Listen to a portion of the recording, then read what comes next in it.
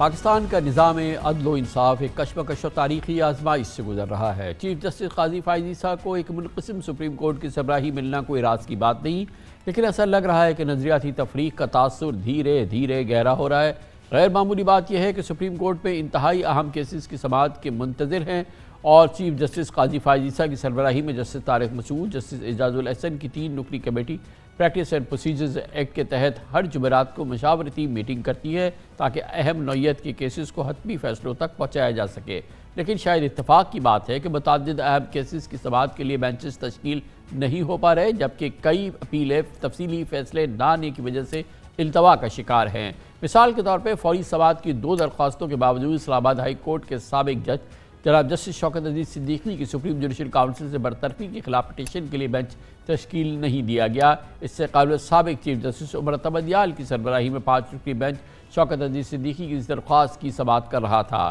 اسی طرح military courts میں شہریوں کے ٹرائل کو غیر قانونی قرار دینے کے فیصلے کے خلاف انٹرا کورٹ اپیلز کے لیے لارجر بینچ تاحال تشکیل نہیں دیا جا سکا، جبکہ پریکٹس اینڈ پروسیجرز ایکٹ کے تحت انٹرا کورٹ اپیلیں 14 دنوں کے اندر طے کی جانی چاہیے۔ کہا جاتا ہے کہ اس سلسلے میں تفصیلی فیصلے کا انتظار ہے۔ اور طلب بات ہے کہ نیب قانون میں ترامیم کا عدم قرار دینے کا تفصیلی فیصلہ بھی آ چکا ہے۔ اس فیصلے کے خلاف اپیلوں میں چیف جسٹس قاضی فائز عیسیٰ کی سربراہی میں 5 رکنی لارجر بینچ نے پچھلے مہینے 31 اکتوبر کو سماعت کی تھی اور چیف جسٹس نے ریمارک دیے تھے کہ نیب ترامیم کیس کے فیصلے کو معطل نہیں کریں گے، صرف احتساب عدالتوں کو حتمی فیصلے کرنے سے روکیں گے۔ بینچ نے قرار دیا تھا کہ پریکٹس اینڈ پروسیجرز کیس کا تفصیلی فیصلہ آنے کے بعد نیب قانون میں ترامیم کالعدم ہونے کے خلاف اپیلوں کی سماعت کی جائے گی۔ تاہم نہ تو پریکٹس اینڈ پروسیجر کیس کا تاحال تفصیلی فیصلہ آ سکا ہے اور نہ ہی نیب قانون میں ترامیم کے مستقبل کا تعین ہو سکا ہے۔ ہمیں یاد ہے کہ شہباز حکومت نے آڈیو لیکس کی سچائی جاننے کے لیے موجودہ چیف جسٹس فائز عیسیٰ کی سربراہی میں 3 رکنی ججز پر مشتمل جوڈیشل انکوائری کمیشن بنایا تھا۔ سابق چیف جسٹس عمر اتم کی 5 رکنی بینچ نے سابق صدر سپریم کورٹ بار بیرسٹر عابد زبیری کی درخواست پر اس کمیشن کو پہلی سماعت پر ہی کارروائی سے روک دیا تھا، لیکن اس کمیشن کے خلاف درخواستیں تاحال زیر التوا ہے، جبکہ آڈیو لیکس آنے کا تانتا بندھا ہوا ہے۔ ایک اور غیر معمولی معاملہ سینئر اینکر پرسن ارشد شریف کے قتل پر از خود نوٹس کیس بھی ہے، جس کی سماعت سابق چیف جسٹس عمر اتم کر رہے تھے۔ تقریباً 2.5 ماہ ہو گئے ہیں۔ چیف جسٹس سمیت 3 سینئر ججز کی کمیٹی نے ارشد شریف قتل پر از خود نوٹس سماعت کے لیے ابھی تک مقرر کیا نہیں ہے۔ کوئی مانے یا نہ مانے، اندرون سپریم کورٹ بھی کئی مسائل حل طلب ہیں۔ آج جسٹس مظاہر اکبر نقوی نے سپریم جوڈیشل کاؤنسل کا دوسرا شو کاز نوٹس بھی سپریم کورٹ میں چیلنج کر دیا ہے۔ جسٹس مظاہر اکبر نقوی نے کاؤنسل کی کارروائی بھی کالعدم قرار دینے کی استدعا کی ہے۔ جسٹس نقوی نے سپریم جوڈیشل کاؤنسل میں اپنے خلاف کارروائی کو 10 روز پہلے چیلنج کیا تھا، لیکن اطلاعات کے مطابق ان کی درخواست کو تاحال نمبر تک الاٹ نہیں کیا گیا ہے۔ ماضی کی مثالیں موجود ہیں کہ جب کوئی حاضر سروس جج سپریم کورٹ میں اپنی کوئی پٹیشن دائر کرتا ہے تو اس کو پرائرٹی پر اس کی سماعت ہوتی ہے۔ آج جسٹس مظاہر اکبر نقوی نے عدالت سے استدعا کی کہ ان کی درخواستوں کا سماعت کے لیے مقرر نہ ہونا بنیادی حقوق کی خلاف ورزی ہے۔ انہوں نے کہا کہ سماعت سے پہلے اگر کوئی فیصلہ آیا تو وہ آئین کے خلاف ہوگا۔ جسٹس مظاہر اکبر نقوی کا کہنا تھا کہ ان کی درخواستوں کی کھلی عدالت میں ایسے بینچ کے سامنے مقرر کی جانی چاہیے جس میں سپریم جوڈیشل کاؤنسل کے ممبرز جج شامل نہ ہو، گویا اعلیٰ عدلیہ میں نظریاتی فیصلے اور فکری اختلاف بھی جوڈیشل سسٹم کا ایک اہم چیلنج بن چکا ہے۔ اس کیفیت پہ بات کرتے ہیں، ہمیں جوائن کر رہے ہیں جناب Hassan Raza Pasha, chairman executive committee Pakistan bar council. بہت بہت شکریہ پاشا صاحب، آپ فرمائیے گا۔ ایک سچویشن ہے، بہرحال ہم دیکھ رہے ہیں کہ سپریم کورٹ جو ہے ایک بار پھر اندرون تقسیم کا شکار ہے، وہ کوئی چھپی ہوئی بات نہیں ہے، لیکن اس سے بالاتر اہم بات یہ ہے کہ بہت کلیدی مقدمات جو ہیں جو کہ اپیل کے مراحل میں ہیں، جو کہ بہت ہی امپورٹنٹ مراحل کے کیسز ہیں، یہ 184(3) کے تحت جن کو شروع کیا گیا تھا، اب پریکٹس اینڈ پروسیجرز ایکٹ کے تحت ان پہ اپیلیں ہو سکتی ہیں، ان کی سماعت ہونی ہے، بینچز تشکیل دینی ہے، اور یہ بہت ہی کلیدی کام ہے سپریم کورٹ میں جو ایک طرح کے تعطل کا شکار ہے۔ کیا آپ کو اس معاملے میں کچھ تشویش ہے؟ کامران خان صاحب، اس سے پہلے تو تشویش ضرور تھی، لیکن جب سے چیف جسٹس صاحب نے قاضی فائز صاحب نے یہ منصب سنبھالا تو سب سے پہلے جو کیس لگا وہ تھا پریکٹس اینڈ پروسیجر ایکٹ کا۔ ہیئرنگ ہوئی، ساری دنیا نے دیکھی، آپ نے بھی اس پہ پروگرام بھی کیے۔ اس کے بعد پھر جو سب سے اہم کیس تھا جو انہوں نے ٹیک اپ کیا وہ تھا الیکشن والا، اور آپ نے دیکھا کہ 2 دن کے اندر اندر اتنا اہم کیس کا فیصلہ ہو گیا، اور باقی کیسز بھی اب وہ کیسز لگ رہے ہیں جو کہ بڑے عرصے سے پینڈنگ تھے، جو عام لٹیگنٹ کے کیسز تھے جو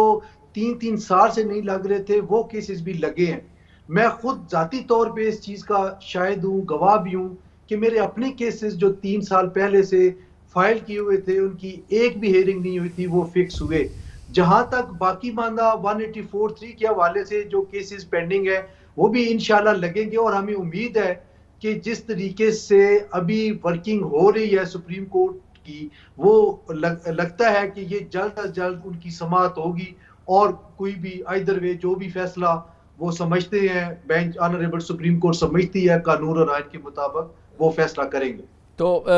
ابھی ہمیں جوائن کیا ہے شہزاد شوکت صاحب نے بھی، جو صدر ہیں، نئے صدر سپریم کورٹ بار ایسوسیشن کے۔ ویلکم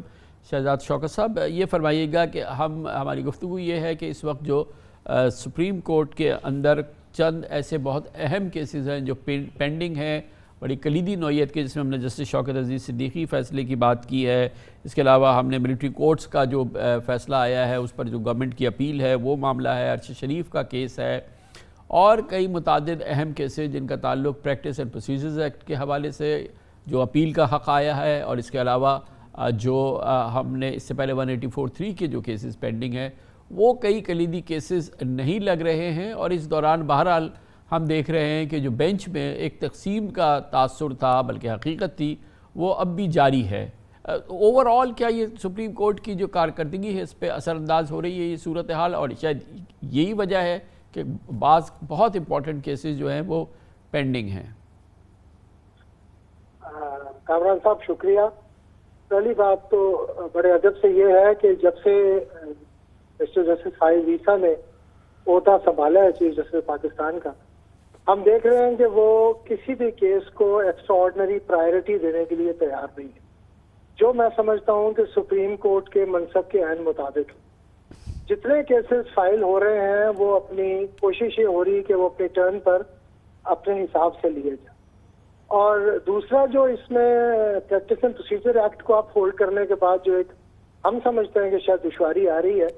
وہ یہ آ رہی ہے کہ بینچز کی کانسٹیٹیوشن جو ہے وہ اب 3 سینئر ججز نے مل کر کرنی ہے۔